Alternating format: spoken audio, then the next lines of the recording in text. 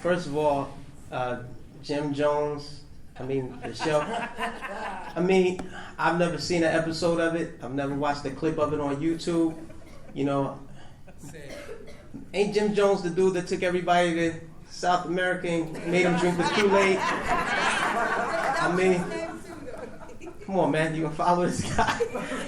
On his first album, like I'm on my way to church or something, it's just like Jim, just like the dude, you know what I mean? So I don't follow a lot of that, black love. Why do we have to discuss these things as black people? Why are we always being asked what is black love? You know what I mean? What is the actor name? Michael Baldwin, always slapping his girls around and screaming at his daughter and his wife all the time in public and all of that. We don't ever hear white people being asked what is white love. You know what I mean? We don't ever hear them. Why do we have to deal with these pathologies all the time? You know what I mean? Love is love. Love is love. But it's always us. It's never Jesse James and Sandra Bullock on these panels talking about what is white love. So why do we have to deal with that? Seriously though. I know I look a little young, My first record came out in 1991. My first record came out in 1991, right? 1991. I've been married for 20 years. For 20 years, uninterrupted. Uninterrupted. I have children by the same sister. Come on, man. You know what I mean? I don't think we need to spend time talking about, it's all right.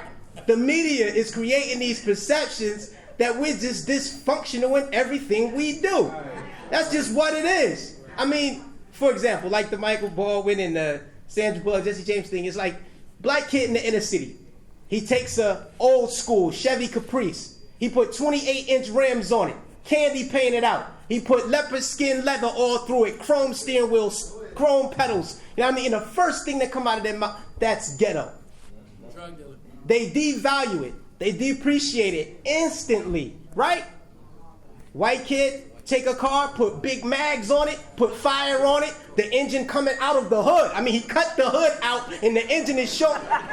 When he pull off, fire shoot out of the back of his vehicle, right? He take a pickup truck. He take a hearse and paint brick tombstones on the side of this hearse. Put big 45-inch rims and tires on it, right? But what do? They don't say this is some trailer park stuff. What they do, they say, open up that arena over there. Give them a venue to display their talent. It's art. You know what I mean? But it's the value in this society. It's the value that's been placed on people based on the system of white supremacy. Period. And we can dance around that all we want, but all of these things go right back to that ideal. That's just what it is.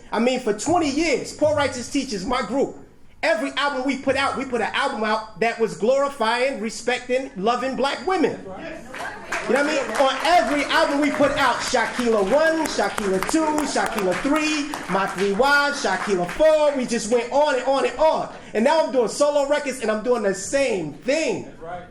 You know what I mean? On 2007, This Is Love. That's the record on the album. The album comes out. What in the first verse of the record, I'm telling the sister, you like the bridge between a scholar and his understanding. Your vibe aligns the planets. You bring the knowledge to its achievement. Queen and Zinga and Even. Bathsheba with reason. Teaching the seeds up in the Garvey school. Bob Marley blues humming his redemption song. Black is night and all your clothes on. Black is night, sex appeal and all your clothes on. You're not naked out in front of... this is what I do. Black love is what I do, through and through. You know what I mean? But what happened though, right? But what happened? We talk about how these social media networks is an alternative that will leverage the mainstream perception. It's not true. Hip Hop DX, Brian Smith, the writer for Hip Hop DX, white guy. What did he do he reviewed the album for that song? This is what he said. That's not love.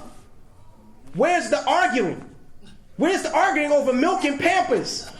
This is not love. Where's the domestic issues, the violence? Like, yo, wait a minute. But this is what they said about the record. And this wasn't Clear Channel. This wasn't Rolling Stone. This wasn't internet. You know what I mean? Hip Hop DX. This is what they said about the record. You know what I mean? And the comments, they chewed him out about it, but it's just what it is, and it's where we are. We have to understand how white supremacy works. We have to confront that. I think that we're not the ones who need to be on these panels. The white world need to be on these panels. We need to be digging into their pathologies, into their psychologies. That would be a better study. You know what I mean? All the time. It's like every conversation we have always turn around and comes back to some black pathology. We have a monopoly on some of these things. It's like, yo, black man, Ike Turner is the poster boy for domestic violence? Really? Right. Come on, man. How many white women we done saw float from the bottom of the lake? Seriously. You know what I mean? This is just what happens. It's all the time. How do we get a monopoly on these things? And I'm less accepting of these pathologies that they've attributed to us exclusively. Like we have some kind of exclusive monopoly on ignorance. You know what I mean? This thing is pervasive everywhere. I mean, they have a big center out California for Asian men who abuse their wives. But you don't hear about this on television. You don't see a group of Asian women in a salon saying, yeah, Asian men ain't no good. You know what I mean? And jumping on every panel and platform to discuss some black male pathology around women. I mean, come on, this is ridiculous, but this is what we do. We buy into it and we feed into it all the time. Everybody's doing it. It's not good, but everybody's doing it. We shouldn't have a monopoly on it, and we shouldn't have to explain what is black love all the time. What is black love? What is black culture? And all these things. We're always having these discussions. Our problem plainly is white supremacy and racism. That's what it's been. That's what it will be. And until white people check themselves, we're going to be right here. The problem is not ours. You know what I mean? It's like you can't call a reaction to racism. You can't, you're looking at the victims. You're looking at symptoms of a deeper and more pervasive problem.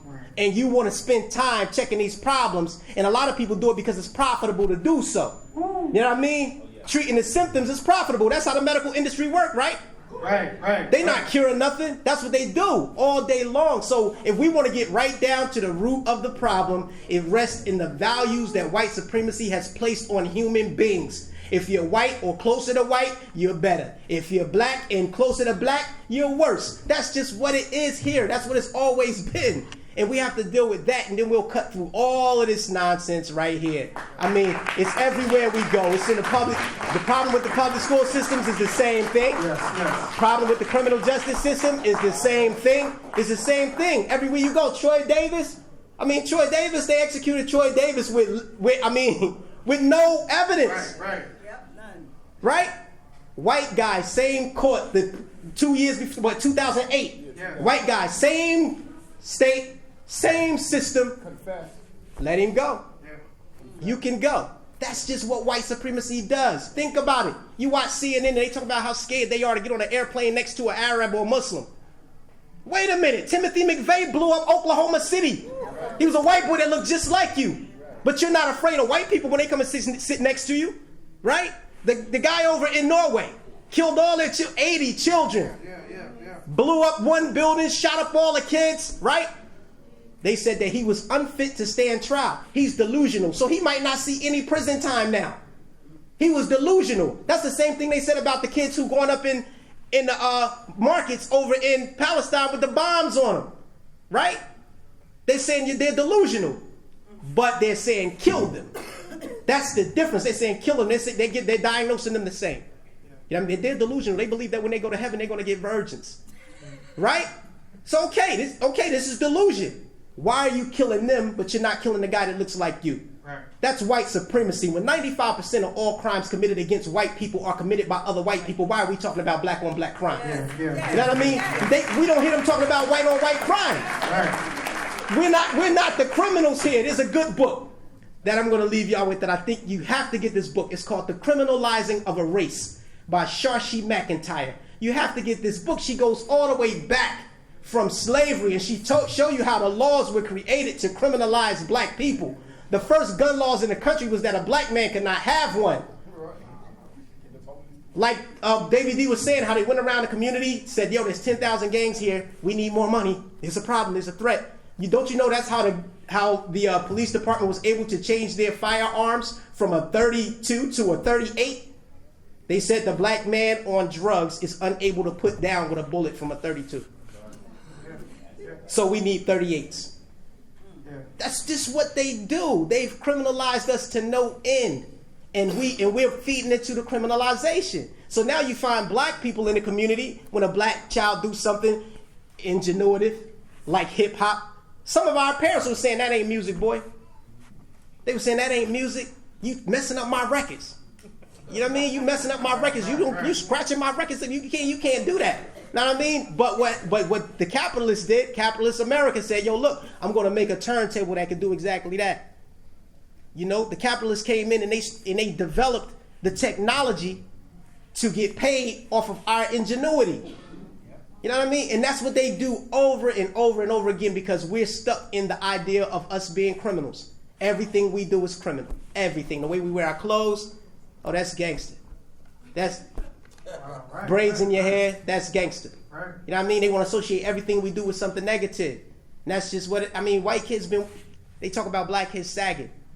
The white kids started the skinny jeans craze. Marky Mark. With the belt going right behind the bottom of your crack of your butt. Tight, riding around on skateboards. And nobody's saying, yo, they need to stop this sagging trend in the white community. But then we're not having these discussions, man.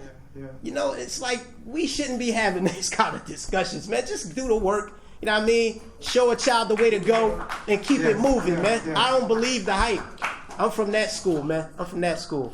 Hey, can we give it up for our panel, our media panel? As well as put the exclamation point on that.